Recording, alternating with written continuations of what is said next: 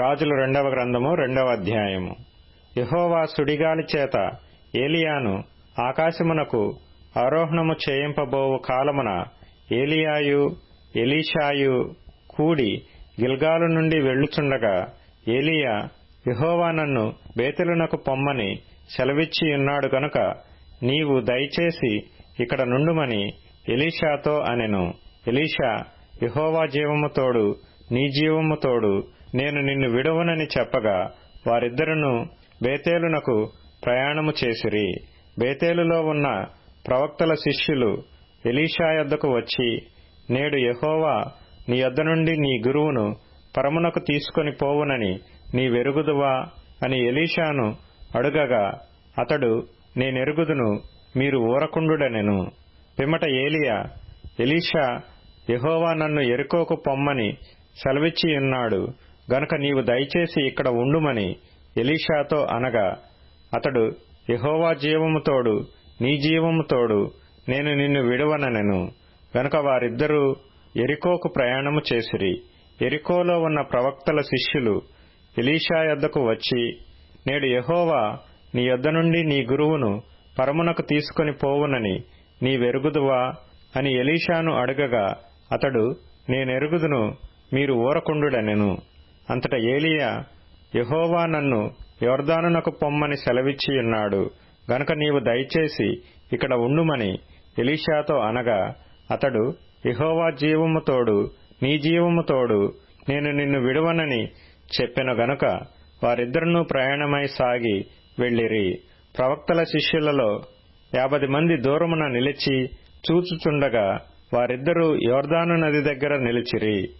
అంతటా ఏలియా తన దుప్పటి తీసుకుని మడతపెట్టి నీటి మీద కొట్టగా అది యువతలకును అవతలకును విడిపోయిన గనుక వారిద్దరూ పొడి నేల మీద దాటిపోయిరి. వారు దాటిపోయిన తరువాత ఏలియా ఎలీషాను చూచి, నేను నీ యొద్ద నుండి తీయబడక మునుపు నీ కొరకు నేనేమి చేయకూరదువో దాని నడుగుమని చెప్పగా ఎలీషా, నీకు కలిగిన ఆత్మలో 2 పాళ్లు నా మీదకి వచ్చున్నట్లు దయచేయమనెను. అందుకతడు, నీవు అడిగినది కష్టతరముగానున్నది.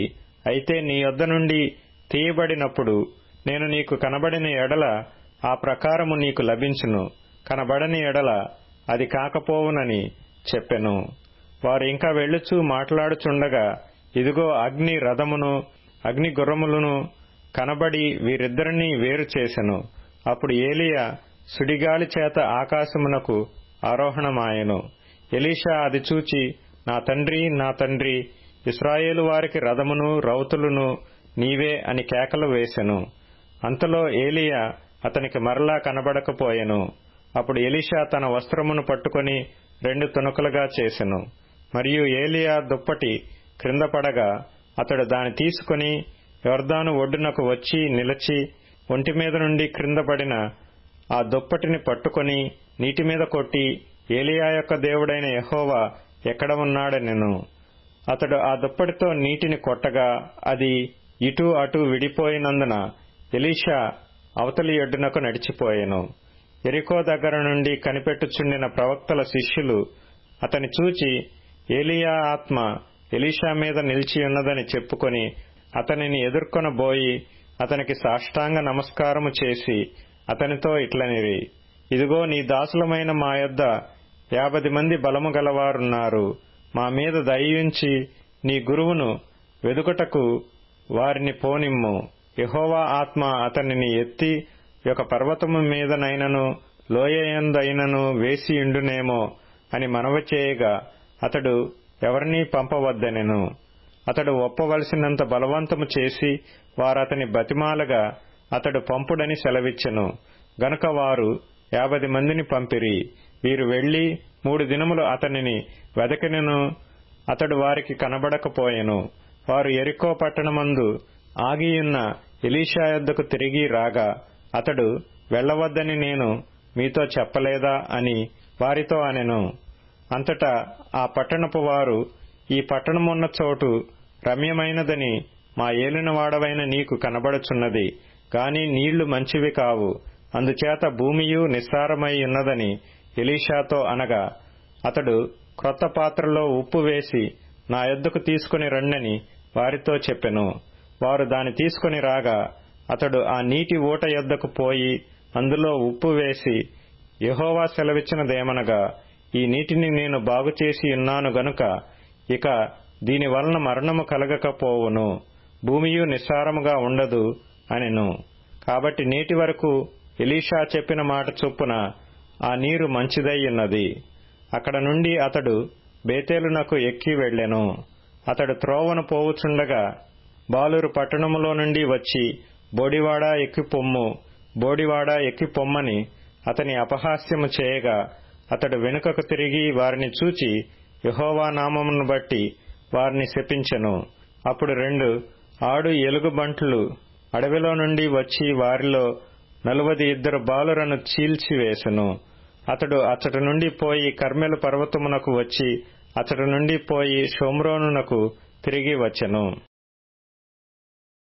రాజులు 2వ గ్రంథము 3వ అధ్యాయము. ఆహాబు కుమారుడైన యెహోరాము యూదారాజైన యెహోషాపాతు ఏలుబడిలో 18వ సంవత్సరమందు షోమ్రోనులో ఇశ్రాయేలు వారికి రాజై 12 సంవత్సరములు ఏలెను. ఇతడు తన తల్లిదండ్రులు చేసిన ప్రకారము చేయక తన తండ్రి నిలిపిన బయలుదేవతా స్తంభమును తీసివేసిన గాని యెహోవా దృష్టికి చెడుతనము చేయుట మానకుండెను. ఇశ్రాయేలు వారు పాపము చేయుటకు కారకుడగు నెబాతు కుమారుడైన యెరోబాము చేసిన పాపములను విడువక చేయుచునే వచ్చెను.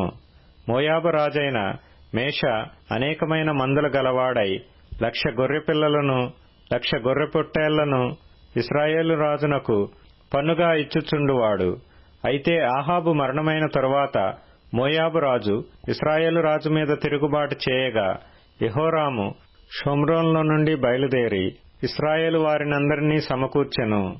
యూదారాజైన యెహోషాపాతునకు వర్తమానము పంపి, మోయాబు రాజు నా మీద తిరుగుబాటు చేసి ఉన్నాడు, నీవు వచ్చి నాతో కూడా మోయాబీయులతో యుద్ధము చేసెదవా అని అడుగగా అతడు, నేను నీవాడనై ఉన్నాను, నా జనులు నీ జనులే, నా గుర్రములు నీ గుర్రములే, నేను బయలుదేరి వచ్చెదనని ప్రత్యుత్తరమిచ్చెను.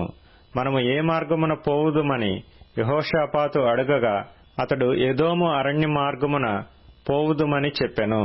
ఇశ్రాయేలు రాజును యూదారాజును ఎదోము రాజును బయలుదేరి 7 దినములు చుట్టూ తిరిగిన తరువాత వారితో కూడానున్న దండువారికిని పశువులకును నీళ్లు లేకపోయెను. ఇశ్రాయేలు రాజు కటకట 3 రాజులమైన మనలను మోయాబీయుల చేతికి అప్పగింపవలెనని యెహోవా మనలను పిలిచెననగా యెహోషాపాతు అతని ద్వారా మనము యెహోవా యొద్ద విచారణ చేయుటకు యెహోవా ప్రవక్తలలో ఒకడైనను ఇచ్చట లేడా అని అడిగెను. అంతటా ఇశ్రాయేలు రాజు సేవకులలో ఒకడు, ఏలీయా చేతుల మీద నీళ్లు పోయిచూ వచ్చిన షాపాతు కుమారుడైన ఎలీషా ఇక్కడ ఉన్నాడని చెప్పగా యెహోషాపాతు, యెహోవా ఆజ్ఞ ఇతని ద్వారా మనకు దొరుకునెను. ఇశ్రాయేలు రాజును యెహోషాపాతును ఎదోము రాజును అతని యొద్దకు పోగా ఎలీషా ఇశ్రాయేలు రాజును చూచి, నాతో నీకు నిమిత్తమేమి, నీ తల్లిదండ్రులుంచుకొనిన ప్రవక్తల యొద్దకు పొమ్మని చెప్పెను. అలాగనవద్దు, మోయాబీయుల చేతికి అప్పగింపవలనని యెహోవా రాజులమైన మా 3 పిలిచెనని ఇశ్రాయేలు రాజు అతనితో అనినప్పుడు ఎలీషా ఇట్లనెను, ఎవని సన్నిధిని నేను నిలువబడి ఉన్నానో ఇశ్రాయేలు దేవుడైన ఆ యెహోవా జీవము తోడు యూదారాజైన యెహోషాపాతును నేను గౌరవము చేయని ఎడల నిన్ను చూచుటకైనను లక్ష్యపెట్టుటకైనను ఒప్పకపోదును. నా యొద్దకు వీణె వాయించగల ఒకనిని తీసుకుని రమ్ము. వాద్యకుడొకడు వచ్చి వాయించుచుండగా యెహోవా హస్తము అతని మీదికి వచ్చెను గనుక అతడు ఈ మాట ప్రకటన చేసెను. యెహోవా సెలవిచ్చినదేమనగా, ఈ లోయలో చాలా గోతులను త్రవ్వించుడి. యెహోవా సెలవిచ్చినదేమనగా, గాలియే గాని వర్షమే గాని రాకపోయినను మీరును మీ మందలను మీ పశువులను త్రాగుటకు ఈ లోయ నీళ్లతో నిండును. ఇది యెహోవా దృష్టికి అల్పమే. ఆయన మోయాబీయులను మీ చేతికి అప్పగించును. మీరు ప్రాకారము గల ప్రతి పట్టణమును రమ్యమైన ప్రతి పట్టణమును కొల్లబెట్టి మంచి చెట్లనెల్లా నరికి నీళ్లబావులన్నిటినీ పూడ్చి సమస్తమైన మంచి భూములను రాళ్లతో నెరిపివేయుదురు అనెను. ఉదయ నైవేద్యము అర్పించు సమయమందు నీళ్లు ఎదోము మార్గమున రాగా దేశము నీళ్లతో నిండెను. తమతో యుద్ధము చేయుటకు రాజులు వచ్చి ఉన్నారని మోయాబీయులు విని అల్పులనేమి గనులనేమి ఆయుధములు ధరించుకొనగల వారినందరినీ సమకూర్చుకొని దేశపు సరిహద్దునందు నిలిచిరి. ఉదయమందు వీరు లేచినప్పుడు సూర్యుడు నీళ్ల మీద ప్రకాశింపగా అవతలి నీళ్లు మోయాబీయులకు రక్తము వలె కనబడెను. గనుక వారు, అది రక్తము సుమ, రాజులు ఒకరినొకరు హతము చేసుకుని నిజముగా హతులైరి. మోయాబీయులారా, దోపుడు సొమ్ము పట్టుకొందము రండని చెప్పుకొనిరి. వారు ఇశ్రాయేలు వారి దండు దగ్గరకు రాగా ఇశ్రాయేలీలు లేచి వారిని హతము చేయుచుండిరి గనుక మోయాబీయులు వారి ఎదుట నిలువలేక పారిపోయిరి. ఇశ్రాయేలీయులు వారి దేశంలో చొరబడి మోయాబీయులను హతము చేసిరి. మరియు వారు పట్టణములను పడగొట్టి సమస్తమైన మంచి భూభాగముల మీదను తలా ఒక రాయి వేసి నింపి నీళ్లబావులన్నిటినీ పూడ్చి మంచి చెట్లన్నిటినీ నరికివేసిరి. కిర్హరెశెతు పట్టణమును మాత్రము వారు విడిచిపెట్టిరి గనుక దాని ప్రాకారము నిలిచియుండెను గాని వడిసెలలు విసురువారు దాని చుట్టుకొని రాళ్లు విసురుచూ వచ్చిరి. మోయాబు రాజు యుద్ధము బహు కఠినముగా జరుగుట చూచి కత్తిదూయు 700 మందిని ఏర్పరచుకుని ఎదోము రాజు నొద్దకు తీసుకొని పోవుటకు యత్నించెను గాని అది వారి వలన కాకపోయెను. అప్పుడతడు తనకు మారుగా ఏలవలసిన తన జ్యేష్ఠ కుమారుని పట్టుకొని పట్టణపు ప్రాకారము మీద దహనబలిగా అర్పింపగా ఇశ్రాయేలు వారి మీదికి కోపము బహుగా వచ్చెను గనుక వారు అతనిని విడిచి తమ దేశమునకు మరలిపోయిరి. కీర్తనల గ్రంథం 76వ కీర్తన. నీవే భయంకరుడవు. నీవు కోపపడువేళ నీ సన్నిధిని నిలువగలవాడెవడు? నీవు తీర్చిన తీర్పు ఆకాశములో నుండి వినబడజేసితివి. దేశములో శ్రమనొందిన వారందరినీ రక్షించుటకై న్యాయపు తీర్పునకు దేవుడు లేచినప్పుడు భూమి భయపడి ఊరకుండెను. నరుల ఆగ్రహము నిన్ను స్తుతించును. ఆగ్రహ శేషమును నీవు ధరించుకొందువు. మీ దేవుడైన యెహోవాకు మ్రొక్కుకొని మీ మ్రొక్కుబడులను చెల్లించుడి. ఆయన చుట్టూనున్న వారందరూ భయంకరుడగు ఆయనకు కానుకలు తెచ్చి అర్పింపవలెను. అధికారుల పొగరును ఆయన అణచివేయువాడు. భూరాజులకు ఆయన భీకరుడు. సామెతల గ్రంథం 16వ అధ్యాయం. ఉపదేశమునకు చెవియొగ్గువాడు మేలునొందును. యెహోవాను ఆశ్రయించువాడు ధన్యుడు. అపోస్తలుల కార్యములు 3వ అధ్యాయం. పగలు 3 గంటలకు ప్రార్థన కాలమున పేతురును యోహానును దేవాలయమునకు ఎక్కి వెళ్ళుచుండగా పుట్టినది మొదలుకొని కుంటివాడైన ఒక మనుష్యుడు మోసికొనుబోబడుచుండెను. వారు దేవాలయములోనికి వెళ్ళు వారిని భిక్షమడుటకు కొందరు ప్రతిదినము వానిని శృంగారమను దేవాలయపు ద్వారమునొద్ద ఉంచుచూ వచ్చిరి. పేతురును యోహానును దేవాలయములో ప్రవేశింపబోవునప్పుడు వాడు చూచి భిక్షమడుగగా పేతురును యోహానును వానిని తేరిచూచి మా తట్టు చూడుమనిరి. వాడు వారి యొద్ద ఏమైనా దొరుకునని కనిపెట్టుచు వారి యందు లక్ష్యముంచెను. అంతట పేతురు, వెండి బంగారములు నా యొద్ద లేవు గాని నాకు కలిగినదే నీకిచ్చుచున్నాను. నజరేయుడైన యేసుక్రీస్తు నామమున నడువుమని చెప్పి వాని కుడి చెయ్యి పట్టుకొని లేవనెత్తెను. వెంటనే వాని పాదములను చీలమండలములను బలము పొందెను. వాడు దిగ్గున లేచి నిలిచి నడిచెను. నడుచుచు గంతులు వేయుచు దేవుని స్తుతించుచు వారితో కూడా దేవాలయములోనికి వెళ్ళెను. వాడు నడుచుచు దేవుని స్తుతించుట ప్రజలందరూ చూచి శృంగారమను దేవాలయపు ద్వారమునొద్ద భిక్షము కొరకు కూర్చుండిన వాడు వీడే అని గుర్తెరిగి వానికి జరిగిన దానిని చూచి విస్మయముతో నిండి పరవశులైరి.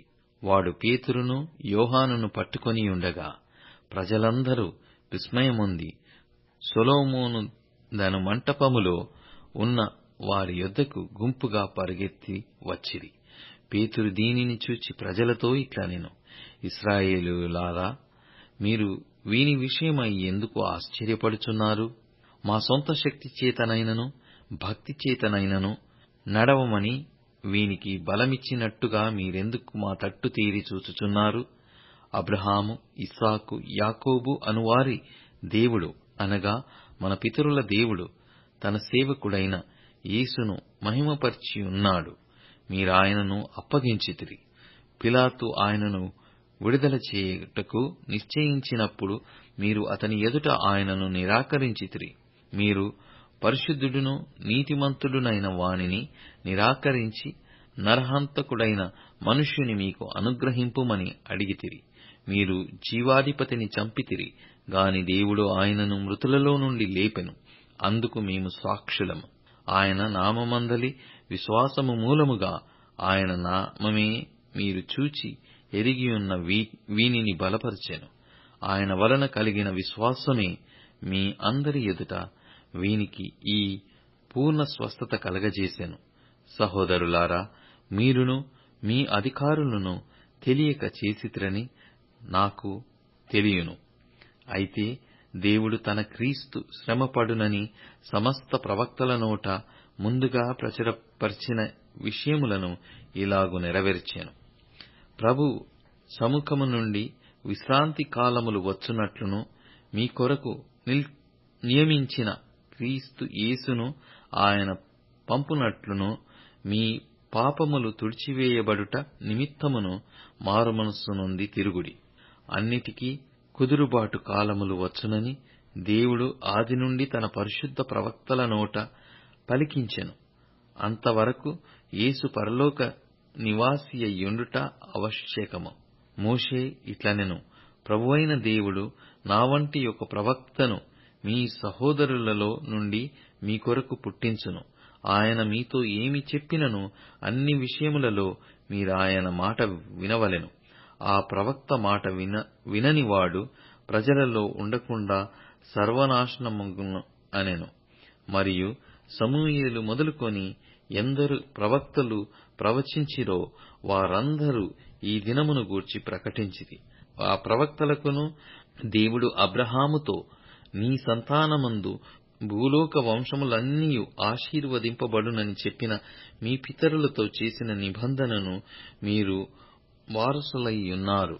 దేవుడు తన సేవకుని పుట్టించి మీలో ప్రతి వానిని వాని దుష్టత్వము నుండి మళ్లించుట వలన మిమ్ము నాశీర్వదించుటకు ఆయనను మొదట మీ యొద్దకు పంపెనని చెప్పెను.